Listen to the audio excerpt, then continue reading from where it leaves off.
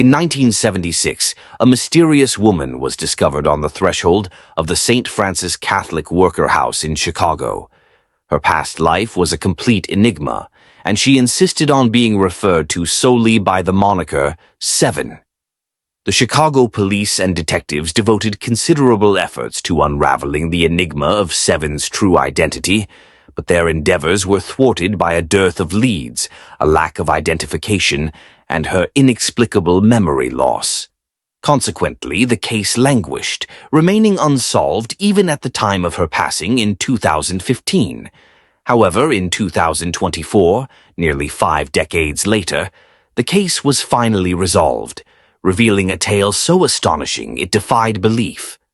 On a snowy day in 1976, a woman arrived at the doorstep of the St. Francis Catholic Worker House, where she encountered Denise Plunet, who was en route to the hospital.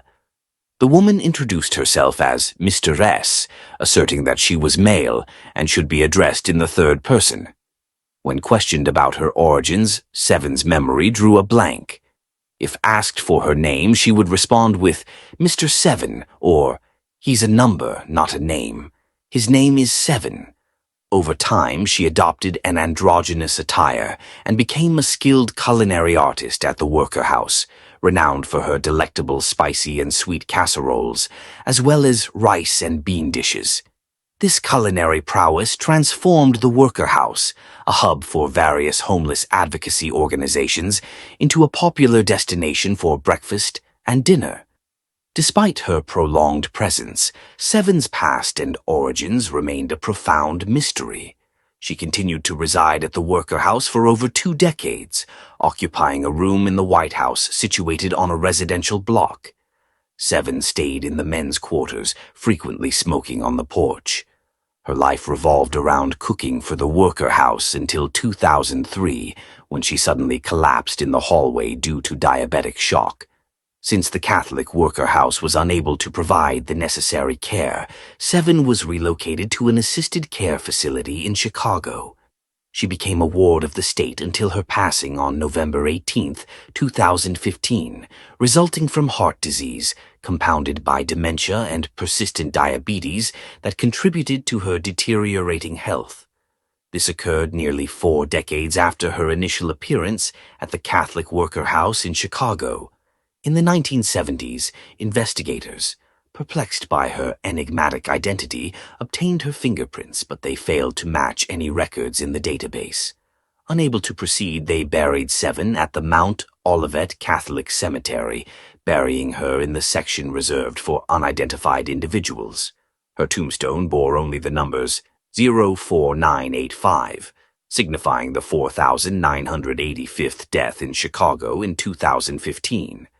In 2015, the police initiated an inquiry into Seven's identity upon her transfer to a care facility along Lake Michigan. Due to her lack of a legal name and identification, they promptly filed a missing persons report, detailing her memory loss and disorientation.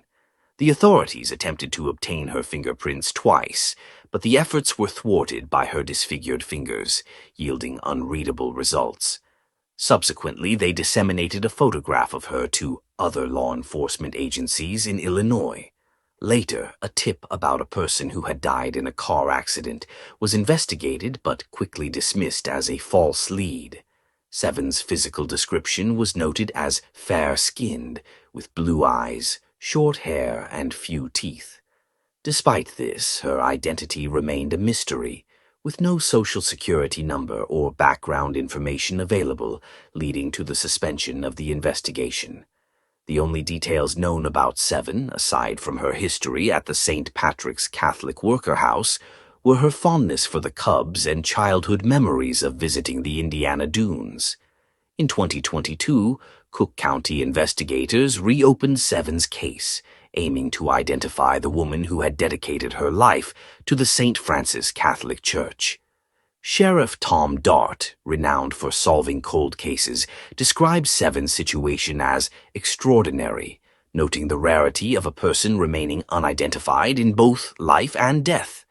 Having ruled out foul play, investigators matched her fingerprint sample against various DNA databases, including criminal records, but found no match.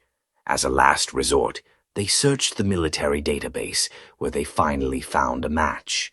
On August 4, 2023, the woman known only as S. Doe for nearly 4 decades was finally identified by her genuine name. The fingerprint data obtained from Seven's body matched a record in the military database, revealing her true identity as Reba Caroline Bailey, who had enlisted in the Army in 1961. Utilizing this newly discovered name, investigators in 2024 successfully located the surviving members of her family and pieced together fragments of her life. Reba C. Bailey was born in 1940 in Danville, Vermilion County, Illinois, approximately 225 kilometers south of Chicago. She had a homemaker mother, Edna Bailey, and a carpenter father who frequently traveled for work, resulting in multiple addresses for their extensive family in Illinois and Alabama. Reba was the youngest of 6 children, including 2 who tragically passed away before reaching adulthood.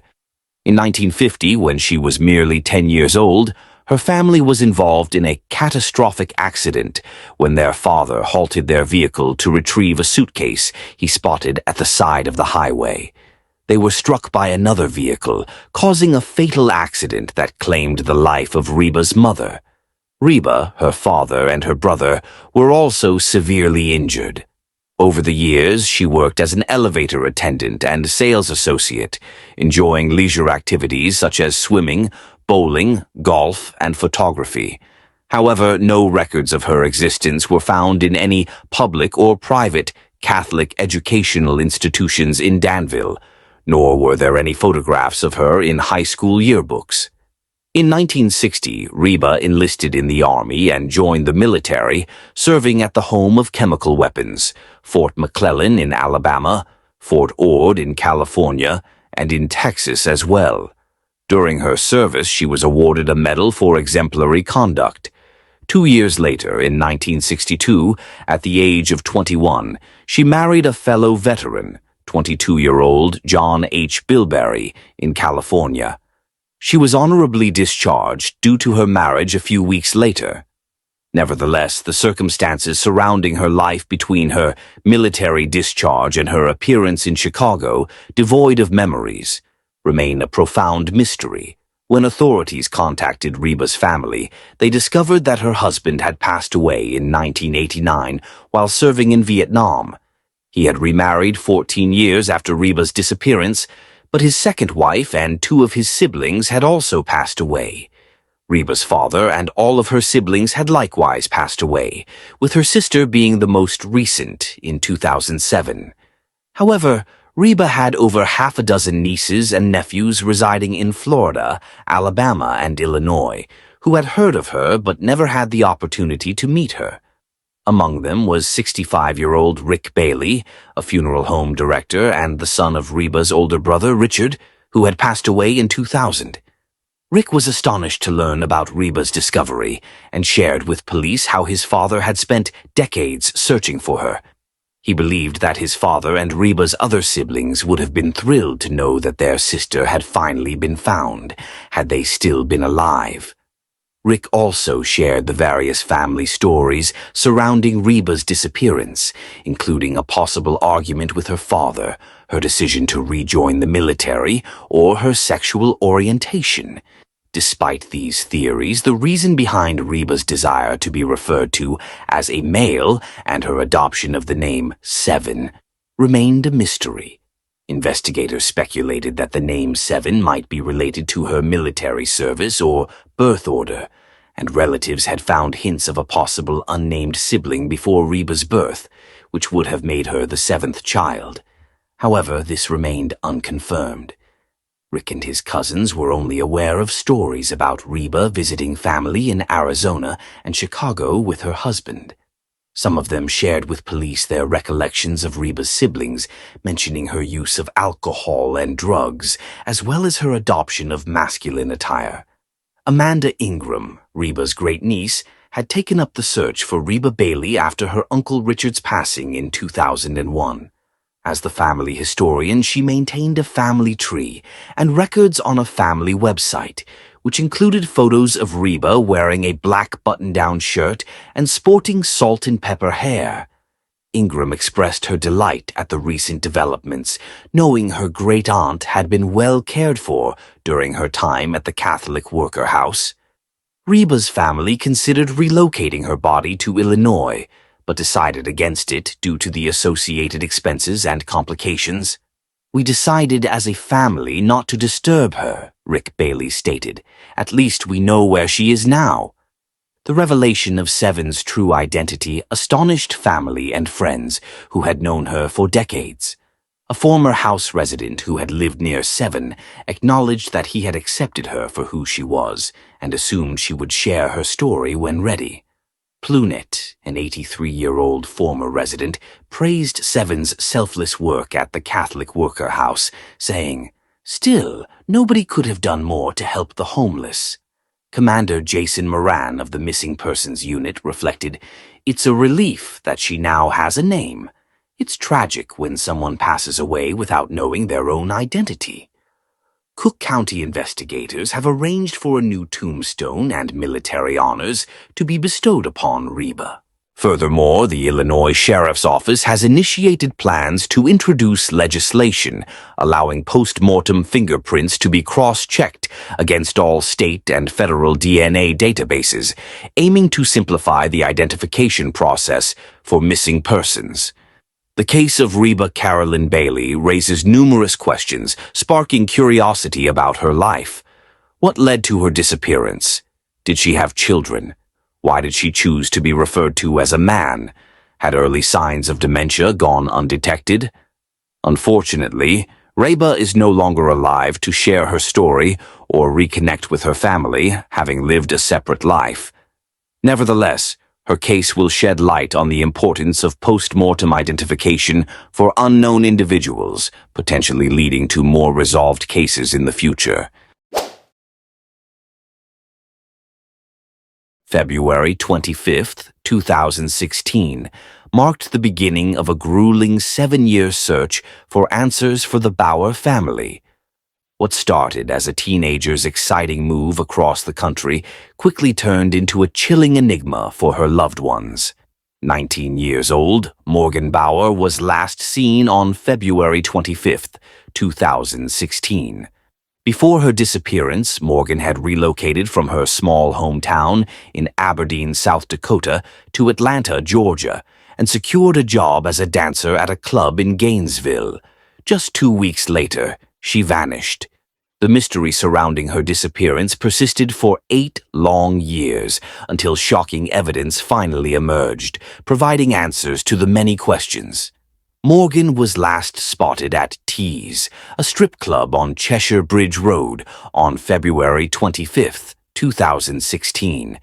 According to the club's manager, she had applied for a position but lacked the necessary paperwork. Her mother, Sherry Keenan, reported her missing after Morgan failed to contact her for an extended period, which was unusual for her. After moving to Atlanta, Morgan's life took a downward turn. Initially, she had arranged to exchange housekeeping duties for room and board through Craigslist, but found herself homeless when the agreement fell through. The man she was staying with asked her to leave on the second day, leaving her belongings by the door with a note instructing her not to return without a place to stay. Morgan then moved between various motels, relying on a pending tax return that had yet to be loaded onto her card. When the Craigslist arrangement failed and the tax return was delayed, she found work as an exotic dancer at the now-defunct Top of Gainesville strip club in Gainesville, Georgia, determined not to return to Aberdeen.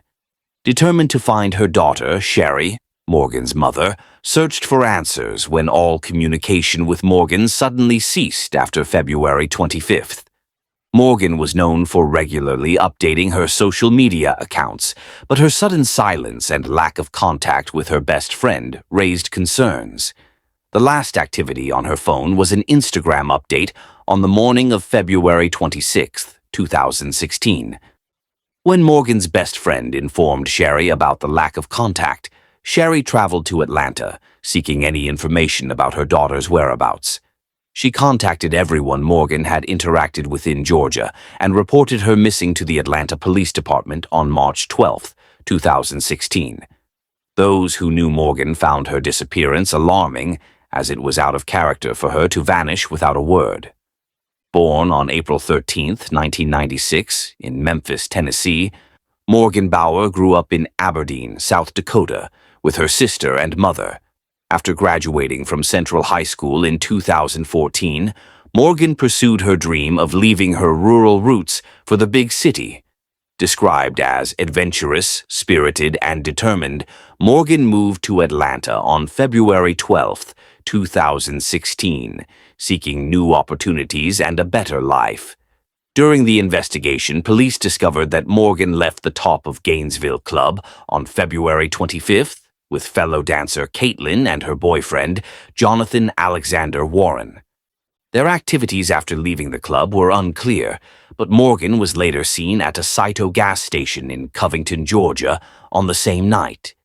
Police traced Morgan's cell phone and found its last ping was in Porterdale, Georgia, where Caitlin and Jonathan lived, just after midnight on February 27, 2016. Despite searching the area, nothing significant was found, and her cell phone remained missing due to inactivity. When questioned, the couple initially denied being with Morgan, but later admitted to dropping her off at the gas station, claiming she got into a green Mitsubishi Eclipse. However, investigators couldn't verify this story due to a lack of surveillance footage. Further investigation revealed that Caitlin had auditioned at the Tease strip club on the day of Morgan's disappearance, and that Morgan had offered to help Caitlin obtain a necessary license. Additionally, Caitlin and Jonathan had made disturbing Facebook posts around the time of Morgan's disappearance, including a meme about killing for fun, where Caitlin tagged Jonathan. Despite this, little investigation was done into their possible involvement. They were later reported to have separated and even began living in different states. However, according to the reports, they were still not formally cleared as suspects in the case. Police stated that there was no evidence of foul play in Morgan's disappearance. However, her family feared she was in danger, given the circumstances. In an effort to locate her daughter, Sherry created a GoFundMe account to support the investigation. However, the situation took a surprising turn when Morgan's sister announced that she believed Morgan was alive and well, having left South Dakota to escape their manipulative and bipolar mother, Sherry. She accused Sherry of setting up the GoFundMe account under false pretenses. Additionally, Morgan's best friend, who had initially reported Morgan missing, posted on a Facebook group that she believed she had been communicating with Morgan online. This caused a setback in the search for Morgan. Sherry later spoke out about her efforts to find Morgan, including hiring a private investigator, distributing thousands of flyers, engaging with news outlets, contacting missing persons organizations, and organizing a billboard with information about the case. Despite these efforts, the investigation stalled due to a lack of new leads, witnesses, or surveillance footage.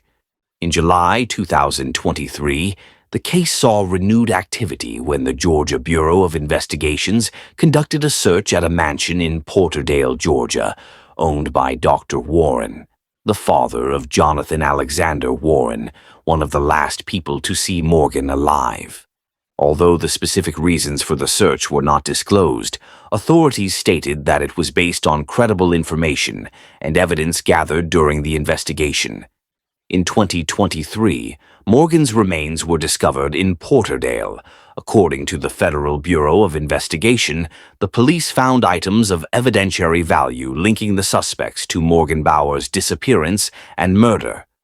A news chopper captured footage of the scene, where several tents were set up in a wooded area near the home. Videos showed Federal Bureau of Investigation agents methodically searching the property in grid formation. Police issued a new search warrant based on recently uncovered details, but did not disclose the evidence leading them to the property. In August 2023, Caitlin Goebel and Jonathan Alexander Warren were arrested in Peoria, Illinois, and Los Angeles, California, respectively. They faced charges of malice murder, felony murder, aggravated assault, tampering with evidence, and concealing the death of another. Jonathan was also accused of necrophilia. The investigation revealed that Morgan's remains were dismembered and burned in an attempt to cover up the crime and destroy evidence. Specifically, both defendants were accused of strangling Morgan to death. The aggravated assault charge served as the underlying offense for the felony murder charge. Most seriously, both suspects were accused of causing Morgan's death with malice aforethought through strangulation and other unknown means. On January 10, 2024, Jonathan Alexander Warren requested a speedy trial at his second arraignment hearing and was sentenced to life without parole.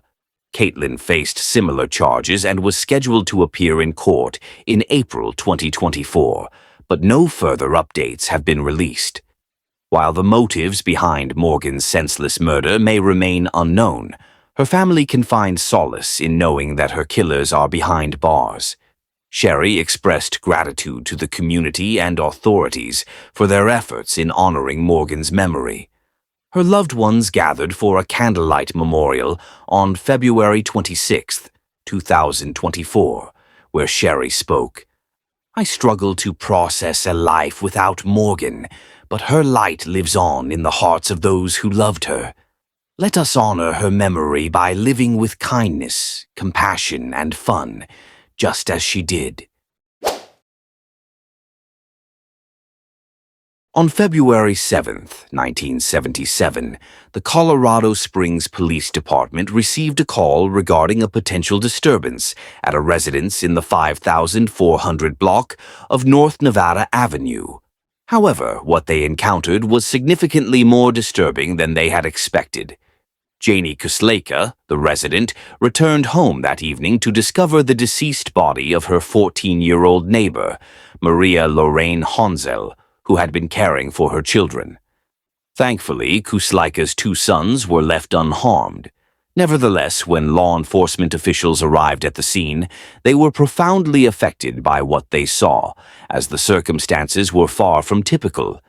The enigma surrounding the transformation of an apparent self-inflicted death into a homicide would remain unsolved for 47 years, eventually becoming the final cold case cracked by the Colorado Springs Police Department's homicide unit. The Suncrest Department complex, where officers were sent, comprised 300 rented apartments. Kusleka's residence was located on the second floor. It seemed like an unlikely setting for such a tragic event, yet the scene presented a harrowing truth. As investigators entered the master bedroom, they discovered Maria lying on her back, with her arms extended above her head at the foot of a large king-size bed. Detectives observed that she had sustained numerous stab wounds to her chest and neck. The sight was gruesome, revealing that this young teenager had suffered a brutal and agonizing death. "And when we learned she was only 14, we were utterly shocked," one detective commented. As the body was taken away, investigators commenced a thorough examination of the crime scene. Bloodstains were evident throughout the apartment, including the walls, ceiling, kitchen, and bathroom. The bedroom, particularly the area surrounding the bed, seemed to be the epicenter of the incident. It appeared that the perpetrator had used the bathroom to clean themselves after the crime. However, the weapon used was not found. Initially, detectives considered the possibility of a botched burglary. Nevertheless, they found no evidence of forced entry, and no valuables were reported missing, leading them to rule out this theory. Instead, signs of physical assault suggested a potential motive, which investigators continued to explore. Investigators had grounds to suspect that Maria was acquainted with her attacker, based on physical evidence at the scene. The absence of forced entry leads us to believe that Maria likely knew her attacker or felt secure enough to let them in, an investigator observed. To reconstruct the events, investigators spoke with Kusleka, who was still clearly shaken. After regaining her composure, she disclosed that Maria resided in the apartment directly across from hers with her family. Earlier that day, Kuslika had enlisted Maria to watch her two sons, ages 8 and 6. Maria had previously babysat for Kuslika on multiple occasions. Although only 14, Maria demonstrated exceptional maturity and responsibility. Growing up in a large family with 7 siblings had prepared her to care for younger children. Following her mother's passing just 2 months prior to her own tragic death, Maria had assumed a caregiving role for her younger siblings, particularly her 6-year-old sister. At such a tender age, she possessed a strong, nurturing instinct, Kuslika remembered. So when I left my home that day, I felt confident leaving my sons in her care. I had no idea the day would unfold in such a devastating manner. At approximately 9 p.m., Kuslika called her home to check in on her children and Maria. The phone rang several times before Maria answered, which was unusual considering the apartment's compact size. Maria sounded breathless, prompting Kuslika to inquire if everything was okay. Maria attributed the delay to letting the dog into the apartment, which alleviated Kuslika's concerns. Reassured, Kuslika told Maria to call if she needed anything and ended the call. Tragically, it would be their final conversation. Kuslika returned home around 11:30 p.m. and gently knocked on the apartment door, a habitual signal to alert Maria of her arrival. When Kuslika arrived home, she was met with an unsettling silence, despite hearing her dog barking inside. She used a spare key to enter the apartment and called out to Maria multiple times, but received no response. To her utter shock and horror, she found Maria in the master bedroom, lying in a pool of blood. Initially, Kuslika thought Maria had taken her own life, a notion that investigators found peculiar. However, Kuslika explained that she was in a state of distress and not thinking clearly at the time. Her first priority was the safety of her children, and she rushed to check on them. Thankfully, both boys were unharmed, still asleep in another bedroom. During the investigation, detectives interviewed the children and were astonished to discover that they had witnessed the murder. It's heartbreaking that young children had to endure such a traumatic experience, a detective commented. The older boy shared with police that he had gone to bed around 8 p.m., but was later awakened by noises within the apartment. He described seeing a teenage boy struggling with Maria, covering her mouth, and hearing shouts and pleas to stop before they vanished into Kuslika's bedroom.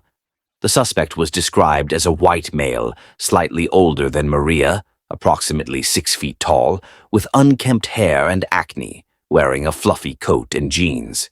Aside from the boy's eyewitness account, the investigation yielded few leads.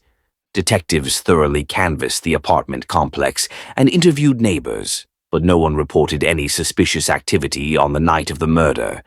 Maria Honzel's death was formally ruled a homicide, and investigators collected evidence from the scene, including foreign bloodstains on her blue jumpsuit.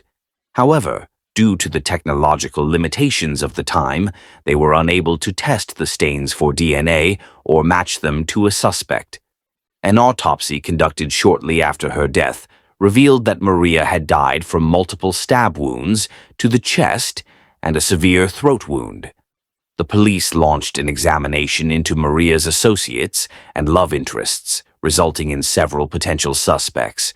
They concentrated on one individual detained in Rhode Island for a comparable incident involving a young girl's murder.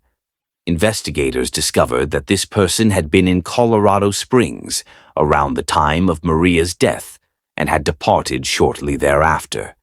However, inadequate evidence hindered an arrest. In the following days, additional tips emerged, but none yielded significant progress. Despite the thorough attempts of the investigators, the matter ultimately went cold due to a lack of concrete proof. Detectives grappled with finding the right words to console Maria's grief-stricken loved ones. Her closest friend, Kathy Moberly, cherished memories of Maria's perpetual smile. Regardless of the situation, Maria was an incredible friend with a unique and vibrant personality. She had a distinctive way of moving. She'd skip instead of walking or running. Her dream was to become a mother and have a large family, a desire we shared, Kathy reminisced. Kathy also remembered their final conversation, where Maria mentioned babysitting and expressed her love before ending the call. Maria's funeral was an excruciating experience for her family, with her sister later describing it as an unforgettable and painful ordeal. The severity of Maria's injuries was evident. She had to be wrapped in a scarf to conceal the numerous stab wounds, she recounted. The case remained dormant for years, leaving Maria's family with unanswered questions and additional difficulties. Originally, Maria's tombstone was engraved with "Our Little Angel," but it was removed in 1987 following her father's passing, as the family could no longer afford its maintenance. Maria's sister expressed her sorrow, stating, "An innocent child was violently stabbed to death without reason, and not having a grave marker is heartbreaking. I've been powerless to afford a replacement." Decades later, progress in DNA technology led to revitalized efforts in Maria's case. Evidence, including the bloodstain sample from Maria's jumpsuit, was submitted to the Colorado Bureau of Investigation in the 2000s. A male DNA profile was obtained, but no matches were found in the combined DNA index system, causing the case to remain inactive. In 2019, Colorado Springs investigators enlisted the help of Parabon Nanolabs for genetic genealogy DNA examination. This cutting-edge method utilized public commercial DNA databases to trace familial connections and ancestry, potentially uncovering new leads in the investigation into Maria's tragic homicide.